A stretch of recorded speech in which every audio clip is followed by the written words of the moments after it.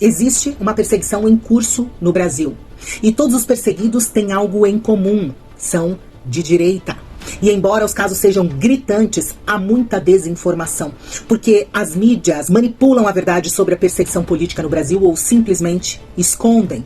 E é por isso que eu vou falar agora os principais casos. Pastor Silas Malafaia foi alvo de uma operação da Polícia Federal. Por quê? Porque ele não se curva ao sistema e arrasta multidões, e isso é perseguição política com viés religioso. Enquanto figuras públicas religiosas alinhadas ao sistema, como o padre Júlio Lancelotti, que enfrenta acusações gravíssimas de crimes sexuais que são arquivadas e nenhum passaporte é apreendido, figuras públicas religiosas que são conservadoras são perseguidas e alvos de operações da Polícia Federal por ter posicionamento divergente ao regime vigente, como foi com Silas Malafaia. E chegou a vez do maior líder popular da história do Brasil. Jair Bolsonaro foi obrigado a usar tornozeleira eletrônica, está em prisão domiciliar, impedido de falar com os filhos e impedido de dar entrevistas. Uma humilhação com um presidente preso inocente. Enquanto criminosos corruptos são soltos, Bolsonaro é tratado como bandido. Clezão morreu na cadeia sem ter cometido crime algum. Claudinei Pego da Silva, condenado também pelo 8 de janeiro, sem prova alguma, tentou o suicídio na prisão por 2 vezes. A cantora Gisele Moraes é mãe de 7 filhos e foi condenada a 14 anos.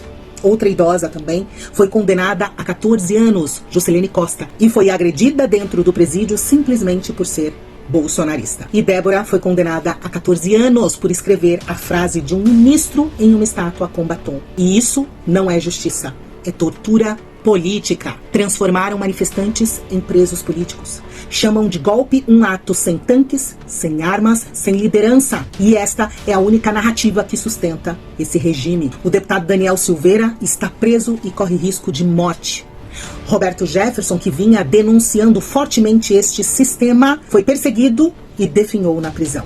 A deputada Carla Zambelli tentou exílio na Itália.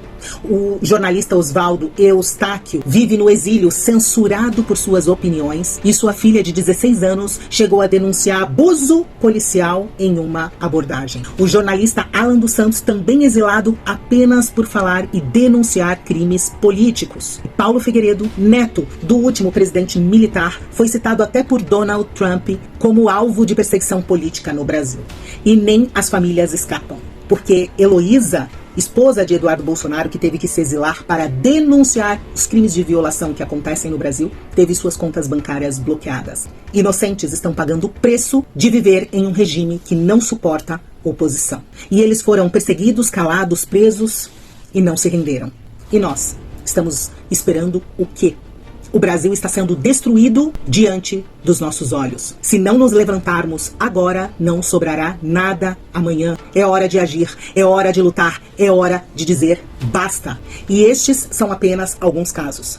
Mas existem dezenas de brasileiros presos, exilados, humilhados por este governo cruel. Só que enquanto isso, bandidos são soltos, facções são liberadas e o país afunda em crise. E isso não é uma democracia, é uma perseguição sistemática contra a direita. E engana-se quem pensa que a caçada termina com Silas Malafaia ou qualquer um dos outros perseguidos. Primeiro eles calam quem fala mais alto.